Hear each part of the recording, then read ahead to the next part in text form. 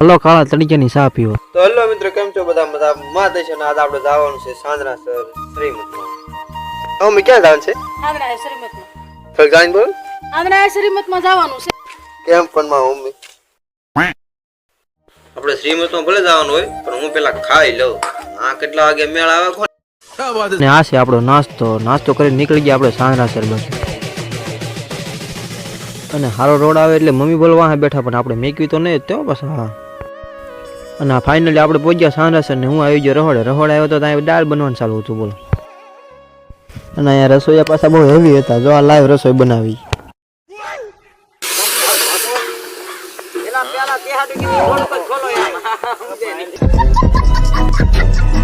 આ બધા ભલે દાળ બનાવતા મારા બનાવીને ફોન આવી ગયો, કઈ ભૂલા પડી ગયા લેવા આવો. હું નીકળી ગયો બનાવીને લેવા. પછી મેં થોડીક ગાડી આવી ગઈ, મને લાગ્યો તળી ગયો. મેં કીધું સસમા પહેરો. પછી મેં સસમા કાઢ્યા. સસમાની સિસ્ટમ હેંગ થઈ ગયો. પછી સસમાની ભલે સિસ્ટમ હેંગ થઈ ગઈ. હું ઘડીક ઉપર બનાવીને આવી ગયા. અને પછી બનાવીને લઈને હું નીકળી ગયો પાછો ઘર. મેં ડીગાને કીધું આમાં હેલો કહી દે. ડીગા હેલો કરી દીધો ને પાછા પહોંચ્યા રહોડે. કારણ કે આપણું આ જ કામ છે, રહોડે જ રહેવાનું, બીજે ક્યાં જવાનું જ નહીં. રહોડે પાછા કામે છૂટા દીધા, કોઈ બેહવા જ નહીં દેતા. બોલો અહીંયા તો પછી તેમાં એવી રસોઈયા મળો જોવાની પૂરી બનાવીને કરી દીધું ચાલો. આવડા દાળ જેમ ન કરે થારું. પાછું ફાઇનલી પૂરીઓ બની ગઈને કરી દીધું જમણવાર ચાલુ. આપણે એવા પીરસવાનું અને આપણું કામ હતું પૂરીઓ આપવાનું. કારણ કે આપણે બીજું કે આવડે નહીં, ખાલી પૂરી આપતા હતા. અને મારી જેમ પીરસતા ખાવાનું કોણ સારું રાખે તમે જરીક કોમેન્ટ કરીને કહી દેજો. બાકી આપણે તો ખાવાનું ચાલુ હતું. તમને બધાને એક રાજની વાત કહી દો. રહોડે કારા પગલા ભરાઈ લીધા મને કઈ ખબર જ નથી. બોલો અહીંયા બધું કામ પતી ગયું. હું મમ્મી નીકળી ગયા પાછા ઘર બાજુ. તડક્યો બહુ હતો એટલે આપણે મોઢે જ બાંધવું પડે ને. ફાઇનલી મિત્રો તડક્યાના માઇન્ડ ઘરે પગ્યા. ઘરમાં આવીને જોયું તો ત્યાં કાજબીન શા બનાવ્યું.